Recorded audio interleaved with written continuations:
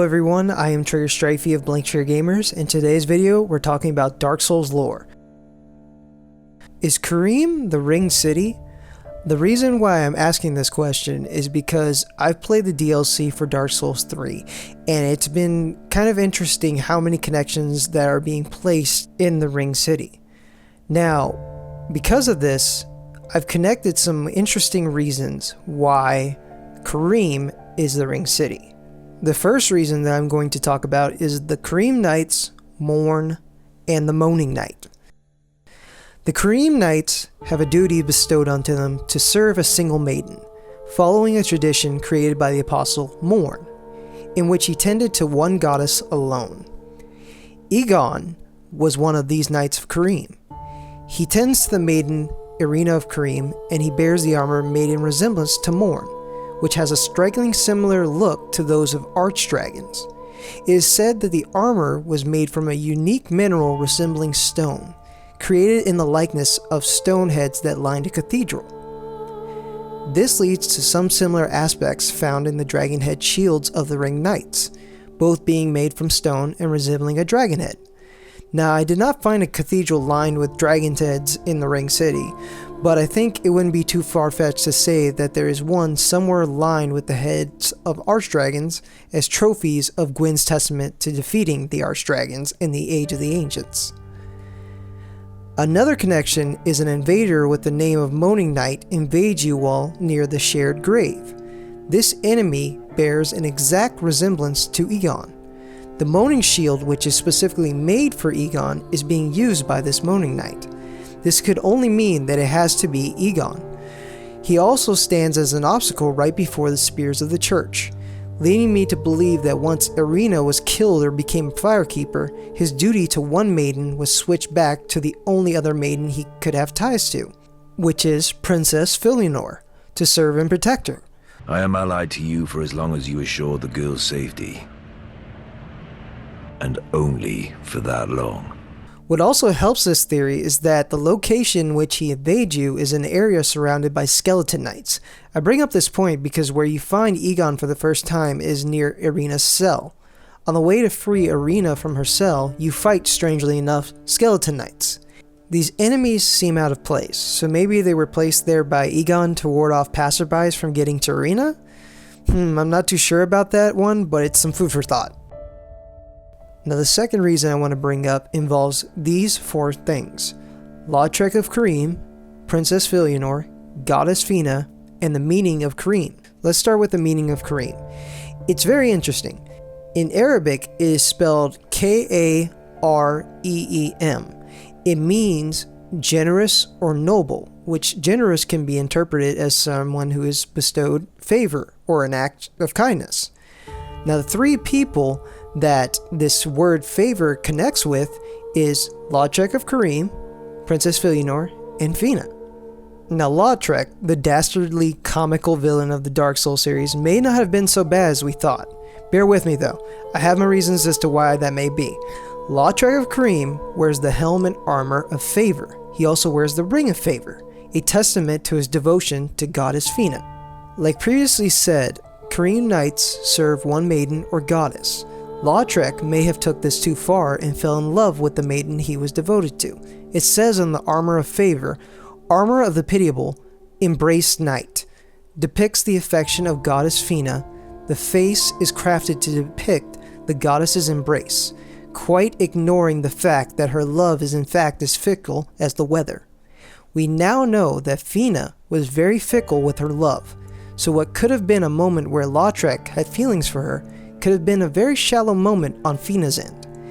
Now, what do we know about Lautrec? He has an insatiable desire for humanity, likes to sit in cells he can get out of any time, and likes to kill firekeepers. Sounds like a shady guy, but maybe he wasn't always that way. It is said that during his solitude he forsook everything, for he believed in the goddess's love for him, which we know now that Fina wasn't really that devoted to him. Maybe in fact, she had love for another. Now, this might be a stretch, but maybe that lover was Gwyn. Why Gwyn, you say? Well, Gwyn is now known for fathering many known and unknown children, very similar to the Greek god Zeus. Zeus had many wives and fathered many children like Gwyn. He also throws lightning bolts too. Gwyn lived in Anarlando on a mountain. Zeus lived in Mount Olympus on a mountain, yada yada. You see the similarities. Okay. Anyways, we know that Gwyn gifted the ring city to the pygmies, bestowing what seemed to be favor amongst the humans. Now I believe that Fina resided in the ring city and fell in love with Gwyn, bearing a child for him, which I believe to be Princess Filianore. Filianore's sacred chime says, Filianore's favor knows no boundaries. This specific description of favor seems to connect with the armor set of favor and the ring of favor that are connected to goddess Fina. I would say that she gets her boundless favor from her mother. The ring of favor is also found on a statue of Gwyn right before the church of Filianore.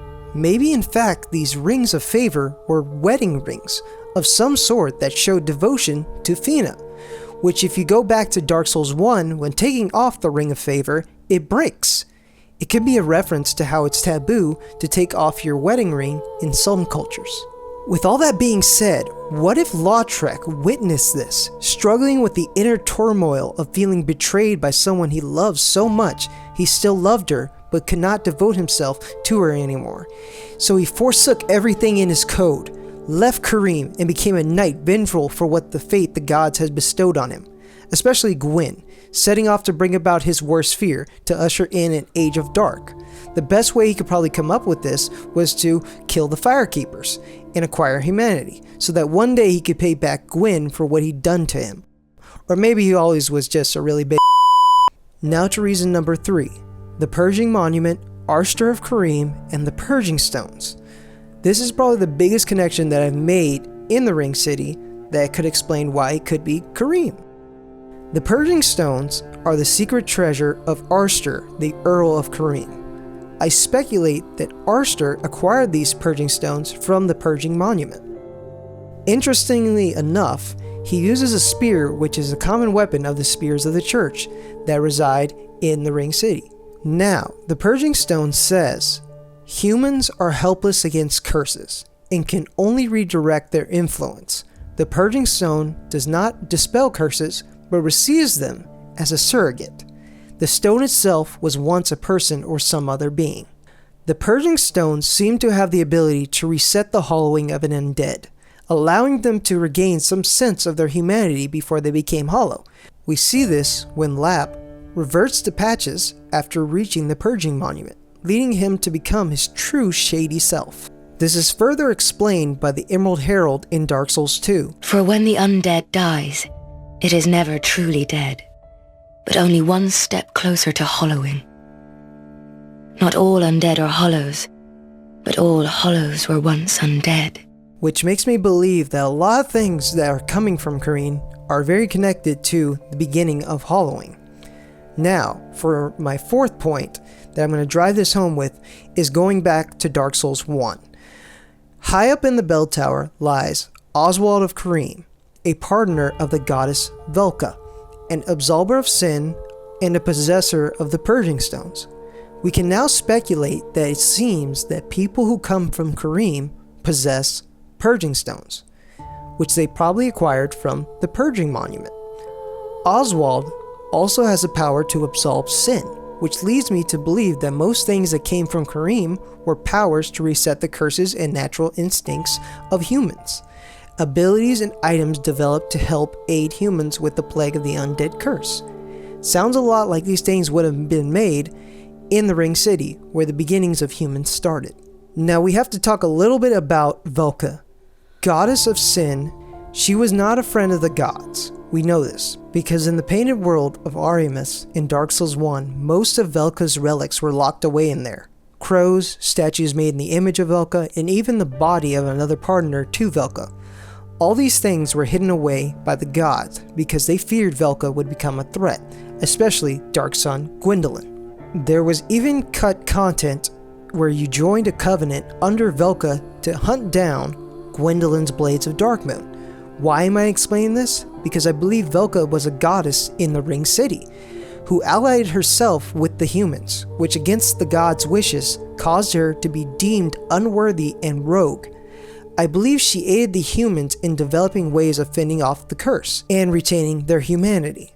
Doing so angered the gods, causing her influence in the world to be either hidden away or destroyed out of fearing she would become a threat to their Age of Fire that they held onto so dearly. In summary, maybe Carim was the original or later name of the Ring City, but throughout time it was lost, much like the Nameless King or many other things that are so easily forgotten in Dark Souls. So that was my Dark Souls lore video. Completely speculative, but some damn good interesting connections in my opinion. Hopefully you guys like it. I might do another one in the future. Anyways, like, subscribe, and comment. Thanks for watching, stay triggered, and I'll see you guys next time. Yeah. Thanks for watching our video. If you liked it, then give it a like. If you want more, then subscribe to our channel. So this is Trigger Strifey of BTG saying stay triggered, and I'll see you next time.